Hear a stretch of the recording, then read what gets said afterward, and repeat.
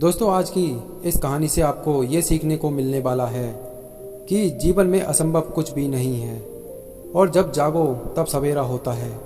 अगर आपको ये लगता है कि मैंने बहुत से बुरे काम किए हुए हैं और अब इन गलत कामों को सुधारने के लिए कोई भी विकल्प नहीं है, तो आपको गौतम बुद्ध के जीवन की ये कहानी एक बार अवश्य सुननी चाहिए। गौतम बुद्ध और उंगली माल की कहानी। एक दिन बुद्ध श्रावस्ती के ही एक गांव में भिक्षाटन के लिए पहुंचते हैं। जब बुद्ध गांव में प्रवेश करते हैं तो देखते हैं कि पूरे गांव में सन्नाटा छाया हुआ है और दूर दूर तक कोई व्यक्ति नजर नहीं आ रहा था। बुद्ध उस गांव के पहले द्वार पर जाते हैं और कहते हैं, भिक्षाम देही, परंतु भीतर से बाहर कोई नहीं आता। बुद्ध दूसरे द्वार पर जाते हैं परंतु कोई दरवाज़ा नहीं खुलता। बुद्ध तीसरे द्वार पर जाते हैं परंतु उस द्वार से भी कोई व्यक्ति बाहर नहीं आता। फिर अचानक से एक दरवाज़ा खुलता है जिसमें से एक व्यक्ति बाहर निकलता है। वो जल्दी से बुद्ध को हाथ पकड़ता है और उन्हें अपने घर में ले जाता है और कहता है, क्षमा करें बुद्ध, परंतु इस समय आप बाहर नहीं जा सकते। उंगली माल को श्रावस्ती की सीमा पर देखा गया है। सभी गांव वाले डर के मारे अपने अपने घरों की खिड़कियां, दरवाजे बंद करके बैठे हुए हैं। बुद्ध उस व्यक्ति से पूछता है, कौन है ये उंगली माल और उससे इतना भय क्यों है? वह व्यक्ति कहता है, उंगली माल एक राक्षस है। उसे जो भी मनुष्य मिलता है, बच्चा, वृद्ध, स्त्री या पुरुष, यहाँ तक कि सन्यासी भी, वो किसी को भी नहीं छोड़ता। महाराज प्रसन्नजीत के सैनिक भी उससे डरते हैं। बुद्ध उस व्यक्ति से पूछते हैं, क्या वो ये सब धन के लालच में करता है? वो व्यक्ति कहता है, नहीं, धन का उसे कोई लालच नहीं है। वो जब भी किसी मनुष्य पर वार करता है तो उसकी उंगली काटकर अपने गले की माला बनाता है, इसलिए उसका नाम उंगली माल पड़ गया है। और यह भी सुना है कि जब उसके गले की माला में 100 उंगलियां पूरी हो जाएंगी तो उसकी विनाशक शक्तियाँ और भी ज़्यादा बढ़ जाएंगी। बुद्ध कहते हैं, आभार आपका जो आपने मुझे उसके बारे में बताया। फिर वो व्यक्ति बुद्ध से कहता है कि कृपा कर आप बाहर न जाइए, क्योंकि वो आप पर भी वार कर सकता है। बुद्ध कहते हैं, भय से अपनी राह छोड़ दो, ऐसा मैंने कभी नहीं किया। मुझे भिक्षा मांगना यानी मांगता देख जन जन के हृदय में उंगली माल का भय कम होगा। फिर वह व्यक्ति कहता है, नहीं बुद्ध, आप मत जाइए, वो बहुत ही ज़्यादा खतरनाक है। बुद्ध कहते हैं, वो खतरनाक नहीं बल्कि दुखी है और मुझे उसके पास जाना होगा क्योंकि उसे मेरी आवश्यकता है। इतना कहकर बुद्ध उस व्यक्ति के पास चले जाते हैं। कुछ दूर चलने के बाद बुद्ध वन में प्रवेश करते हैं। वन में चारों ओर सन्नाटा छाया होता है। दूर दूर तक ना तो कोई मनुष्य और ना ही कोई पशु पक्षी दिख रहा था, परंतु बुद्ध अपने मार्ग में आगे बढ़ते रहते हैं। अचानक बुद्ध के सामने उंगली माल आकर खड़ा हो जाता है। उसका रूप इतना डरावना होता है कि कोई भी व्यक्ति उसे देखकर भी भयभीत हो जाए। उसके गले में उंगलियों की माला होती है। चेहरा और हाथ रक्त से सने हुए होते हैं और शरीर बलशाली होता है। उसका रूप इतना भयानक होता है कि किसी भी साधारण व्यक्ति के प्राण तो उसे देखते ही निकल जाएं। परंतु बुद्ध पर उंगली माल के इस डरावने रूप का कोई भी असर नहीं होता है। बुद्ध कुछ क्षण तक एक शांत मुस्कुराहट के साथ उंगली माल की तरफ देखते हैं और फिर उसकी बगल से निकलकर अपने मार्ग में आगे बढ़ जाते हैं। बुद्ध को ऐसा देख कर उंगली माल को यह समझ नहीं आता कि उसके साथ यह हो क्या रहा है। वह मन ही मन सोचता है कि मुझे देखकर लोग या तो भाग जाते हैं या मुझे देखकर ही मर जाते हैं या फिर मुझसे अपने प्राण की भीख मांगते हैं। मैंने कई सन्यासियों को भी मारा है, परंतु मैंने आज तक कोई ऐसा व्यक्ति नहीं देखा जो मुझे नज़रअंदाज करके अपने मार्ग में आगे बढ़ जाए। या तो इसने मुझ पर ध्यान नहीं दिया होगा या फिर हो सकता है कि यह देख ही नहीं सकता हो, परंतु मुझे इससे क्या, मुझे तो अपनी उंगलियों की माला पूरी करनी है। उंगली माल बुद्ध को आवाज़ लगाता है, ए साधु रुक। फिर भी बुद्ध उंगली माल को नज़रअंदाज करते हैं और अपने मार्ग में आगे बढ़ते रहते हैं। उंगली माल और ज़्यादा क्रोध में भरकर बुद्ध को आवाज़ लगाता है, ए साधु रुक। फिर भी बुद्ध उंगली माल को फिर से नज़रअंदाज करते हैं और अपने मार्ग में आगे बढ़ते हैं। परंतु तीसरी बार बहुत ही ज़्यादा क्रोध में भरकर आवाज़ लगाता है, ए साधु रुक। फिर बुद्ध रुकते हैं। उंगली माल बुद्ध के पास जाता है और कहता है, मेरे आदेश देने के बाद भी तू रुका क्यों नहीं? बुद्ध कहते हैं, मैं तो बहुत पहले रुक चुका हूँ, तुम ही चलते जा रहे हो। उंगली माल ये समझ नहीं पा रहा था कि बुद्ध क्या कह रहे हैं, परंतु वो इतना ज़रूर समझ जाता है कि सामने खड़ा व्यक्ति उससे थोड़ा भी नहीं डर रहा है। उंगली माल बुद्ध को डराने के लिए चिल्लाकर पूछता है, ए साधु तूने मुझसे है नहीं लग रहा है, मैं आदि मानव हूँ। बुद्ध कहते हैं, नहीं तुम मानव हो। बुद्ध की यह बात उंगली माल के हृदय में लगती है। पहली बार उसे किसी ने मानव कहा था, परंतु वो इस बात को नज़रअंदाज करने का प्रयास करता है और बुद्ध से पूछता है, ऐ साधु तूने ये क्यों कहा कि कब का रुक चुका है, जबकि तू तो रुका ही नहीं था? तूने ये क्यों कहा कि मैं नहीं रुका?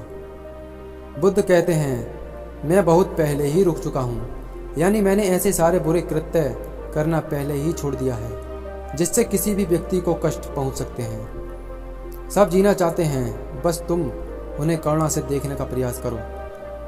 बुद्ध के यह शब्द दोबारा से उंगलीमाल के हृदय पर चोट करते हैं, परंतु यह दोबारा से बुद्ध की बातों को नज़रअंदाज करने का प्रयास करता है और इस बार वह और क्रोध में भरकर बुद्ध की गर्दन पर अपने कटारी रख देखता है जिससे वो लोगों की हत्या किया करता था और बुद्ध से चिल्लाकर कहता है, नहीं मैं मानव, मैं ना तो प्रेम है और ना ही करुणा है, सिर्फ छल और कपट है, इसलिए मैं सबके हत्या करूंगा और किसी को जीवित नहीं छोड़ूंगा। बुद्ध कहते हैं, तुम्हें लोगों ने बहुत दुख दिया है। उंगलीमाल क्रूरता मनुष्य अज्ञात के कारण ही करता है। ईर्ष्या, द्वेष, मोह, माया ये सभी अज्ञान की ही संतानें हैं, परंतु वो व्यक्ति ही है जिसमें दया, करुणा, सद्भाव और समझ का उदय भी होता है। उंगलीमाल यदि इस जीवन में क्रूर और निष्ठुर लोग हैं तो दयावान भी हैं। बस तुम्हें अपनी आंखों से इस अंधेपन की इस पट्टी को हटाना होगा जो तुम्हें केवल बुराई की राह ही दिखा रहे हैं। तीसरी बार बुद्ध के शब्दों को सुन उंगलीमाल का खुद पर से संयम हट गया। उसे समझ नहीं आ रहा था कि पहली बार उसे अपना आपा इतना कमज़ोर क्यों महसूस हो रहा है। वह कोशिश तो करता है कि क्रोध करने की, परंतु कर नहीं पाता। वो बड़ी हिम्मत जुटाकर क्रोधित होने का नाटक करके बुद्ध से कहता है, तुम और व्यक्तियों जैसे नहीं हो। बुद्ध कहते हैं, मैं हर व्यक्तियों जैसा ही हूँ, बस जागृत हूँ और यह सिद्ध कर रहा हूँ कि हर व्यक्ति में जागने की क्षमता है। मेरा मार्ग क्रूरता को दया में परिवर्तित करना है। उंगलीमाल तुम अनजाने में घृणा के पथ पर हो, बस इस क्षण रुक जाओ। तुम्हारे भीतर भी यह क्षमता है कि तुम दया और करुणा के साथ एक पथ पर चल सको। इतना सुनते ही उंगलीमाल के हाथ से कटारी जमीन पर गिर जाती है और उसकी आंखों में आंसू बहने लगते हैं। भला कोई कब तक बुद्ध को अनदेखा करेगा? उंगलीमाल रोते हुए बुद्ध से पूछता है, क्या आप वही हैं जिन्हें लोग बुद्ध कहते हैं, जो लोगों को मुक्ति के मार्ग पर चलना सिखाते हैं? फिर बुद्ध कहते हैं कि हाँ मैं वही हूँ और तुम्हें भी मुक्ति के मार्ग पर ले जाना चाहता हूँ। फिर उंगलीमाल कहता है, परंतु मैं अब बहुत दूर निकल गया हूँ। मैंने बहुत हत्याएं करी हैं और बहुत पाप करे हैं। मैं अब चाहकर भी वापस नहीं लौट सकता और मेरा वापस लौटना अब असंभव है। बुद्ध कहते हैं, असंभव कुछ भी नहीं, जब जागो तभी सवेरा। उंगलीमाल कहता है, मैं अब पुनः जीवन की ओर नहीं मोड़ सकता, बहुत देर हो चुकी है। बुद्ध कहते हैं, तुम में इतनी चेतना है कि तुम जानते हो कि जो तुमने अब तक किया वह बुरा था। इसका अर्थ यह है कि तुम जानते हो कि क्या अच्छा और क्या बुरा है। उंगलीमाल जिस दिन से तुमने अच्छा मार्ग यानी कार्य करना शुरू कर दिया, उस दिन से तुम्हारा एक नया जीवन शुरू हो जाएगा। फिर उंगलीमाल कहता है, मैं कितने भी अच्छे कार्य क्यों ना कर लूँ, परंतु लोग मुझे उसी दृष्टि से देखेंगे और मुझे चैन से जीने नहीं देंगे। बुद्ध कहते हैं, उंगलीमाल यदि तुमने हिंसा का मार्ग छोड़ा तो मैं तुम्हें मार्ग दिखाऊंगा। और तुम्हारा संरक्षण करूँगा और तुम्हें लोगों की घृणा से बचाऊंगा। बस पहला कदम तुम्हें ही उठाना होगा। उंगलीमाल पूछता है, क्यों, ये हो सकता है? बुद्ध कहते हैं, अवश्य हो सकता है। तुम में असामान्य बुद्धि है उंगलीमाल, तुम परम सत्य के पथ पर बहुत आगे जाओगे। उंगलीमाल रोते हुए बुद्ध के चरणों में गिर पड़ता है और कहता है, मैं आपको वचन देता हूँ कि मैं सारे बुरे कृत्य करना छोड़ दूंगा और आपके पीछे करुणा के पथ पर चलना सीखूंगा। कृपा कर आप मुझे अपना शिष्य बना लीजिए। बुद्ध कहते हैं, मैं किसी को अपना शिष्य नहीं बनाता, बल्कि व्यक्ति स्वयं मेरे संग से जुड़ता है। उंगलीमाल उसी समय बुद्ध का भिक्षु बन जाता है। यहाँ पर एक बात समझनी जरूरी है कि बुद्ध किसी को भी अपना शिष्य या भिक्षु नहीं मानते थे। जो भी व्यक्ति उनके साथ जुड़ता था वो उसे केवल मार्ग दिखाते थे और वो उस मार्ग पर चलता था। भिक्षु और शिष्य शब्द केवल संघ से जुड़ने वाले लोगों की पहचान होती थी। कहानी में आगे बढ़ते हैं। बुद्ध का भिक्षु बनने के बाद उसका नाम अहिंसक पड़ जाता है। फिर बुद्ध ने जैसा उसका नाम रखा था और वो ठीक वैसा ही बन चुका था। दोस्तों, आइए जानते हैं कि कैसे उंगलीमाल राक्षस एक अहिंसक बना। इसे जानने के लिए इस कहानी के अंत तक बने रहिए। जब अहिंसक प्रथम बार अन्य भिक्षुओं के साथ एक गांव में भिक्षाटन के लिए जाता है तो गांव के कुछ लोग उससे बदला लेने के लिए उसे लाठी डंडों से पीटने लगते हैं। जब ये बात बुद्ध को पता चलती है तो वे तुरंत उसे बचाने के लिए उसके पास पहुंचते हैं और अपने शरीर को उन लाठी डंडों के बीच ले आते हैं जो अहिंसक को पड़ रहे थे। बुद्ध को देखकर वे गांव वाले डंडे और पत्थर मारना बंद कर देते हैं। सभी लोग बुद्ध से कहते हैं, बुद्ध, क्यों आप इस हत्यारे उंगलीमाल की रक्षा कर रहे हैं? न जाने कितने लोगों की जानें ली हुई हैं इसने। बुद्ध कहते हैं, अब यह उंगलीमाल नहीं है, बल्कि इसका नाम अब अहिंसक है। अब यह आपकी ही तरह एक मानव है। वे गांव वाले कहते हैं, ऐसा आदमी कभी नहीं बदल सकता। बुद्ध कहते हैं, यह बदल चुका है, बस आप सब लोग इसे अपनी पुरानी दृष्टि से देख रहे हैं। यदि यह उंगलीमाल होता तो क्या आप में से किसी में भी इतना साहस या बल होता कि कोई इसे एक उंगली भी लगा सके? यह आपका हर बार खाता रहा और क्या इसने आप पर कभी पलटकर वार किया? नहीं ना। क्या यह परिवर्तन आपको नहीं दिखा? आज इसने अपना लहू बहा से अपने सारे बुरे कृत्य धो डाले हैं। आप लोगों के द्वारा इतनी मार खाने के बाद भी इसकी आंखों में आपके लिए क्रोध नहीं है। क्या यह बदलाव आपको नहीं दिख रहा है? यह तो बदल गया, परंतु आप कब बदलोगे? इतने में ही उन गांव वालों में से एक स्त्री कहती है, यह परिवर्तन मैंने स्वयं देखा है। वो स्त्री गांव वालों से कहती है, आप में से कौन ऐसा है जो दूसरों के दुख में दुखी हो, दूसरों की पीड़ा सहन न हो, तो उसे हर प्रकार की सहायता प्रदान करे, और ऐसा इस भिक्षु ने किया है। 2 दिन पहले एक व्यापारी अपनी पत्नी को लेकर जा रहा था और उसकी पत्नी प्रसव पीड़ा से व्याकुल थी। तब मैं पास से गुजर रही थी, इसलिए मैं भी दौड़ी गई। उस स्त्री की पीड़ा बढ़ती जा रही थी। घना जंगल होने के कारण उसे कहीं ले जाया भी नहीं जा सकता था। तभी यह भिक्षु वहां आ पहुंचा और इसने मुझसे पूछा कि क्या हुआ बहन।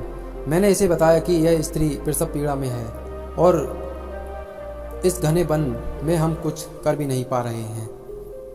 कब तक यह कष्ट भोगेगी? कहीं इसके बारे में और इसके बच्चे के प्राण न चले जाएं।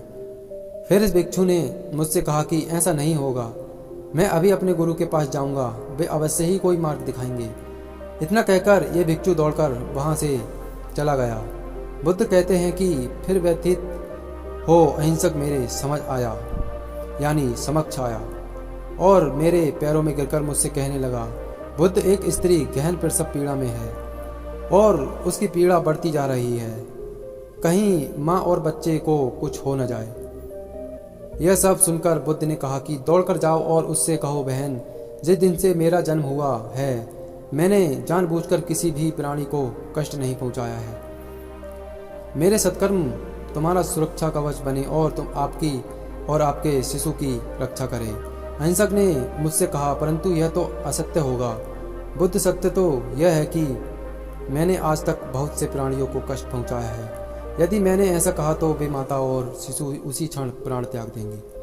फिर बुद्ध ने कहा, तो तुरंत जाओ और उस स्त्री से कहो, बहन, जिस दिन से मेरा एक नया जन्म हुआ है मैंने सभी बुरे कृत्यों को त्यागा है और उस दिन से मैंने किसी भी प्राणी को कष्ट नहीं पहुंचाया है और मेरे सत्कर्म आपका सुरक्षा कवच बने और आपकी और आपके शिशु की रक्षा करे।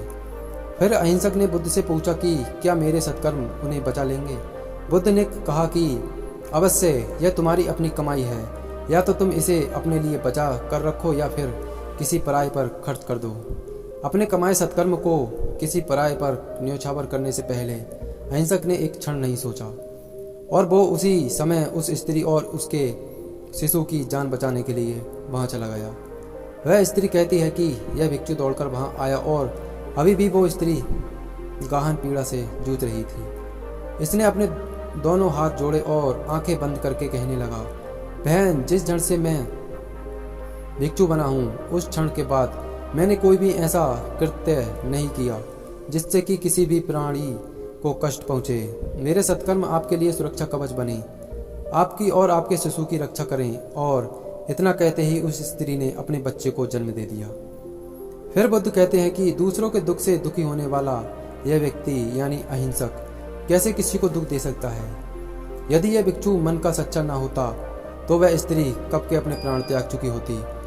फिर अहिंसक ने बुद्ध से कहा कि इन्हें मत रोकिए, बुद्ध, इन्हें मारने दीजिए और तब तक मारने दीजिए जब तक कि इनके मन का क्रोध शांत न हो जाए। फिर बुद्ध अहिंसक से कहते हैं, कर्म और गुणों के भंडार हो तुम। आज तुमने अपने नाम अहिंसक को सिद्ध कर दिया है। बुद्ध और उस स्त्री की बात सुन वे सभी गांव वाले कहते हैं, आप सभी सही कह रहे हैं। बुद्ध अहिंसक बदल चुका है और हमसे ही देखने में भूल हो गई। दोस्तों, यानी लोग सोचते हैं कि उन्होंने बहुत सारे गलत काम किए हुए हैं। अब इन गलत कामों को सुधारने के लिए कोई भी विकल्प नहीं है। इस पर गौतम बुद्ध कहते हैं कि चाहे आपने अब तक कितने भी बुरे काम क्यों न किए हुए होंगे, लेकिन अगर आप एक विचार को अपने मन में लाते हैं कि अब मुझे कुछ सही करना है, तो वही विचार आपके रूपांतरण का कारण बन सकता है। पर सबसे ज़रूरी बात तो यह है कि क्या आप पहला कदम उठाने के लिए तैयार हैं। दोस्तों, यह कहानी आपको कैसी लगी हमें कमेंट बॉक्स के माध्यम से अवश्य बताएं। और दोस्तों, यह कहानी आपको अच्छी लगी हो तो लाइक ज़रूर करें। दोस्तों, आपका कीमती समय देने के लिए धन्यवाद।